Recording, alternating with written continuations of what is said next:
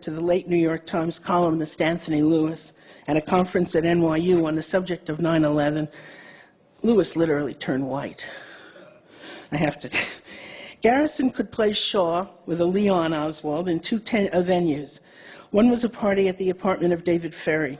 Garrison's source was Perry Russo, whom I mentioned earlier, and whose testimony was challenged then and later. A significant participant in the fierce effort to discredit Russo was Walter Sheridan, who could boast of having worked for NSA, CIA, FBI, and God knows who else. He was also Robert Kennedy's right-hand man.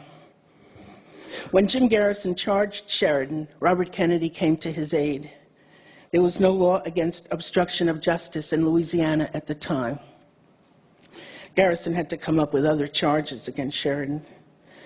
I found a friend of David Ferry's named John Wilson, someone Garrison never interviewed, and who had seen Oswald both handing out the leaflets for Fair Play for Cuba on Canal Street and at Ferry's apartment.